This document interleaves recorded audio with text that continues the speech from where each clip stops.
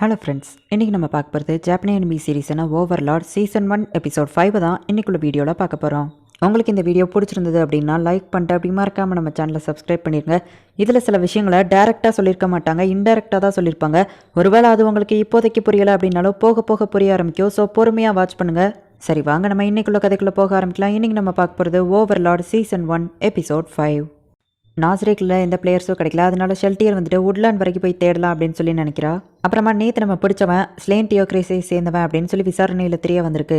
அந்த காரன் வில்லேஜை காப்பாற்றிருக்கீங்க, அதில் நம்ம ஏதாச்சும் பண்ணணும்னு நினைக்கிறீங்களா அப்படின்னு சொல்லி ஆல்பர்டோ கேட்குறா. இல்லை இப்போதைக்கு எதுவும் வேணாம், இவ்வளோதான் ரிப்போர்ட் அப்படின்னு ஆல்பர்டோ சொல்லவும் நல்ல ஒர்க் பண்ணியிருக்க அப்படின்னு சொல்லி நம்ம ஹீரோ பாராட்டுவோம்.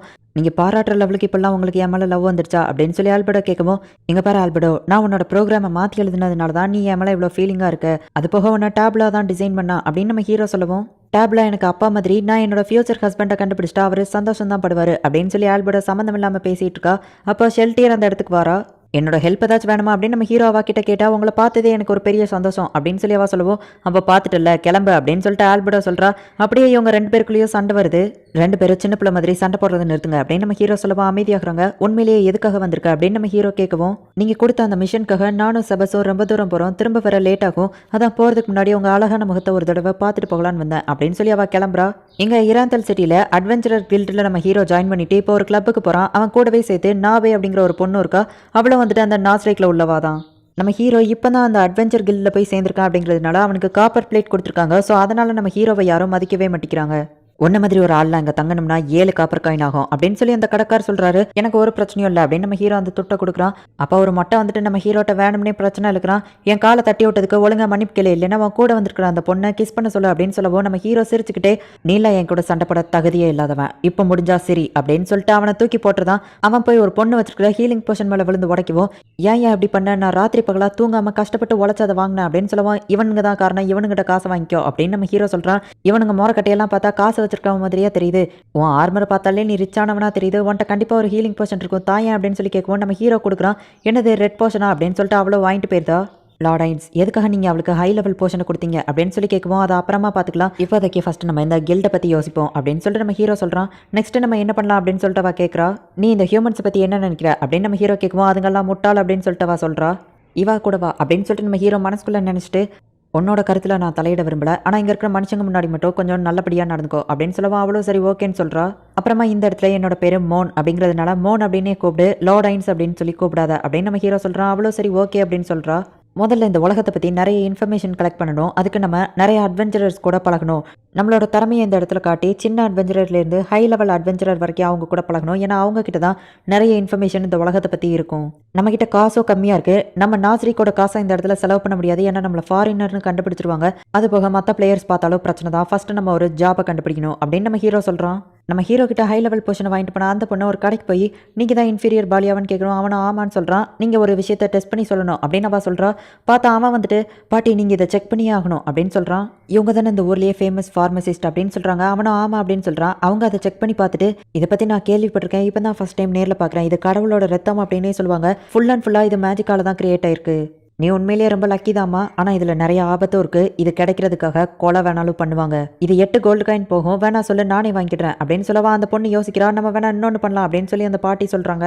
இவன் பார்த்தா காப்பர் பிளேட் தான், ஆனால் பணக்காரனாக இருப்பான்னு நினைக்கிறேன், அதான் ஹை லெவல் ஆர்மர்லாம் போட்டிருக்கான் அப்படின்னு சொல்லி மற்றவங்க பேசிட்டு இருக்காங்க. இங்கே நம்ம ஹீரோக்கும் நாபேக்கும் அதில் என்ன எழுதியிருக்குன்னே படிக்க தெரியல. உடனே நம்ம ஹீரோ சும்மா ஒரு பேப்பரை எடுத்துகிட்டு போய் அந்த லேடிட்ட, நான் இந்த ரெக்வஸ்ட்டை முடிக்கிறேன் அப்படின்னு சொல்லவோ, சாரி சார் நீங்கள் காப்பர், இதை உங்களால் பண்ண முடியாது அப்படின்னு அந்த லேடி சொல்லுவோம். எனக்கு தெரியும், ஆனால் என்னோட லெவலுக்கு இதெல்லாம் ரொம்பவும் சர்வசாதாரணம் அப்படின்னு நம்ம ஹீரோ சொல்கிறான். ஆனால் சாரி சார், கில்டுக்குன்னு ஒரு ரூல்ஸ் இருக்குது அப்படின்னு அவங்க சொல்லவும், சரி காப்பர் பிளேட்டில் இருக்கிறதுலே கஷ்டமான ரெக்வஸ்ட்டை எடுத்துட்டு வாங்க அப்படின்னு நம்ம ஹீரோ சொல்கிறான். அவங்களும் சரி ஓகே அப்படின்னு சொல்லி போகிறாங்க. நல்ல ஐடியா ஒர்க் அவுட் ஆயிடுச்சு அப்படின்னு சொல்லி நம்ம ஹீரோ மனசுக்குள்ள நினைக்கிறான். நீ வேணா எங்கள் டீமில் ஜாயின் பண்ணிக்கோ அப்படின்னு சொல்லி சில பேர் நம்ம ஹீரோவை கூட்டிகிட்டு போயிட்டு அவங்க டீமை இன்ட்ரடியூஸ் பண்ணிக்கிறாங்க. அதில் ஒரு சின்ன பையன் வந்துட்டு மேஜிக் ரொம்பவும் சூப்பராக பண்ணுவான் அப்படின்னு சொல்லி அவனை பற்றி ரொம்ப பெருமையாக பேசுகிறாங்க. என்னை பற்றி ஓவரா புகழாதீங்க அப்படின்னு சொல்லி அந்த பையன் தன்னடக்கத்தோட இருக்கான். பாலியாடுக்கு அடுத்ததா இவன் தான் அந்த ஊர்லேயே 2வது ஹை லெவல் மேஜிக் யூசர் அப்படின்னு சொல்லி அவங்க சொல்கிறாங்க. உடனே நம்ம ஹீரோவும் இன்ட்ரடியூஸ் ஆயிட்டு, ஆமாம் யார் இந்த பாலியாட் அப்படின்னு சொல்லி நம்ம ஹீரோ கேட்குறான். பாலியாடு உங்களுக்கு தெரியல அப்படின்னா நீங்கள் கண்டிப்பாக வெளியூருன்னு தான் நினைக்கிறேன். எந்த ஒரு மேஜிக் ஐட்டமாக இருந்தாலும் அதை பற்றி அவன் ப்ராக்டிஸே பண்ணலைன்னா கூட அதை அசால்ட்டாக அவன் யூஸ் பண்ணுவான் அப்படின்னு சொல்லி அவங்க சொல்கிறாங்க. சரி எங்கள் கில்டில் நாங்கள் எல்லாரும் மான்ஸ்டர் போய் கொள்ள போகிறோம் அப்படின்னு சொல்லவும், எதுக்காக அப்படின்னு சொல்லி நம்ம ஹீரோ கேட்குறான். ஏன்னா நம்ம மான்ஸ்டரை கொண்டோம் அப்படின்னா அட்வென்ச்சரர் கில்டுக்கு அவங்க காசு கொடுப்பாங்க, அந்த அட்வென்ச்சரர் கில்டு நமக்கு காசு கொடுப்பாங்க அப்படின்னு சொல்லி அவன் சொல்கிறான். அது போக மக்களுக்குமே வந்து சேஃப்டியாக தான் இருக்கும் மான்ஸ்டர் கொண்டா அப்படின்னு சொல்லவும் எல்லாரும் ஆமாம் அப்படின்னு சொல்கிறாங்க. மக்களுக்கும் நல்லது நமக்கும் நல்லது, நீங்களும் எங்கள் கூட வரீங்களா அப்படின்னு சொல்லி நம்ம ஹீரோவை பற்றி கேட்கவும் அவனும் ஓகே, அதுக்கு முன்னாடி நீங்கள் என் ஃபேஸை பார்க்கணும் அப்படின்னு சொல்லிட்டு நம்ம ஹீரோ அவன் ஃபேஸை காட்டுறான். உங்கள் ஃபேஸை பார்த்தாலே தெரியுது நீங்கள் ஃபாரினர் தான் சொல்லி அப்படின்னு அவன் சொல்கிறான். நல்ல வேலை இந்த இல்யூஷன் அவனுங்க நம்பிட்டானுங்க அப்படின்னு நம்ம ஹீரோ மனசுக்குள்ள நினைக்கிறான். அப்போ அந்த டீமில் இருக்கிற ஒருத்தன் நம்ம கிட்ட ப்ரப்போஸ் பண்ணுறான். உடனே அந்த நான் போய் வந்துட்டு நீ இப்படியே பேசிட்டு இருந்தா உன் நான் கருத்துவான் கையிலேயே கொடுத்துருவேன் அப்படின்னு சொல்லவோ நீ இப்படி தான் உன்னோட லவ்வை காட்டுவியா அப்படின்னு சொல்லி காமெடியாக பேசிகிட்டு இருக்கான். உடனே அவனை அடித்து அந்த டீம் லீடர் வந்து மன்னிப்பு கேட்குறான். இப்போ இவங்க எல்லாரும் கிளம்பும் போது பார்த்தா சார் மோமன் உங்களை ஒருத்தர் பர்டிகுலர் ரெக்வஸ்ட்காக கூப்பிட்டுருக்காரு அப்படின்னு சொல்லவோ யார் அது அப்படின்னு நம்ம ஹீரோ கேட்குறான். உடனே நான் போய் அட்டாக் பண்ண ரெடியாகவோ நீயே விட்டா நம்மளை யாருன்னு காட்டி கொடுத்துருவ போலியே அப்படின்னு சொல்லிட்டு நம்ம ஹீரோ அவளை அமைதியாக இருக்க சொல்கிறான். பார்த்தா அந்த ஊர்லேயே நம்பர் 1 மேஜிக் யூஸராக இருக்கிற பேலையாட் நம்ம ஹீரோவை ரெக்வஸ்ட்டுக்கு கூப்பிடுறான். சாரி நான் ஆல்ரெடி வேற ஒரு டீமில் ஜாயின் பண்ணிட்டேன் அப்படின்னு நம்ம ஹீரோ சொல்லவோ இது எவ்வளோ பெரிய விஷயம் தெரியுமா, நீ அசால்ட்டாக வேண்டான்னு சொல்கிற, எங்களுக்காக இதை பண்ணு அப்படின்னு சொல்லிட்டு அந்த டீம் லீடர் சொல்கிறான். முதல்ல என்ன ரெக்வஸ்ட்டுன்னு நான் கேட்டுக்கிறேன் அப்படின்னு சொல்லி நம்ம ஹீரோ இப்போ கேட்குறான். காட்டுக்குள்ளே நான் மருந்துக்காக செடி எடுக்க போகிறேன், நீங்கள் எனக்கு ப்ரொடெக்ஷன் தரணும் அப்படின்னு சொல்லிட்டு அந்த வேலையாடுங்கிறவ சொல்கிறான். சரி இதில் எனக்கு எந்த பிரச்சனையும் இல்லை, ஆனால் என்னோட இன்னொரு டீம் மெம்பர்ஸும் உங்கள் கூட வருவாங்க அப்படின்னு நம்ம ஹீரோ சொல்கிறான். அவங்களுமே வந்துட்டு வர்றதுல விருப்பமாக தான் இருக்காங்க, நாங்களும் வரோம் அப்படின்னு தான் சொல்கிறாங்க, எனக்கும் எந்த பிரச்சனையும் இல்லை அப்படின்னு சொல்லிட்டு அந்த வேலையாட சொல்கிறான். ஆமாம் எதுக்காக என்ன பர்டிகுலராக கேட்டீங்க, ஏன்னா நான் இந்த ஊருக்கு வந்தே ஒரு நாள் தான் ஆகுது, என்னை பற்றி எப்படி தெரியும் அப்படின்னு கேட்கவும் அந்த வேலையாடு வந்துட்டு கொஞ்சம் லைட்டாக அமைதியாக இருந்துட்டு ஒன்றும் இல்லை நேற்று நீங்கள் பாரில் சண்டை போட்டதை பற்றி நான் கேள்விப்பட்டேன், பலசாலியான அட்வென்ச்சரையே அசால்ட்டாக அடிச்சுன்னு ஒரு கீட்டிங்க, அதனால தான், அது போக நீங்கள் ஜஸ்ட்டு காப்பர் தான், ஸோ உங்களுக்கு கம்மியாக பே பண்ணால் போதும் அப்படின்னு சொல்லி அவன் சொல்கிறான்.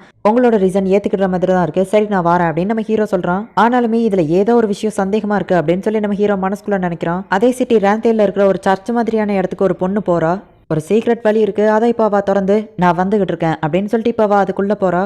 யோ கிழவா காஞ்சே எங்கே இருக்க அப்படின்னு சொல்லி கேட்கவோ எத்தனை மட்டும் அப்படி கூப்பிடாதான்னு சொல்லியிருக்கேன் அப்படின்னு சொல்லி ஒரு கிழவா அந்த இடத்துக்கு வரான். நான் காரணம் இல்லாமல்லாம் வரல அப்படின்னு சொல்லிட்டு அவள் ஒரு ஜுவல்லை தூக்கி காட்டுறா.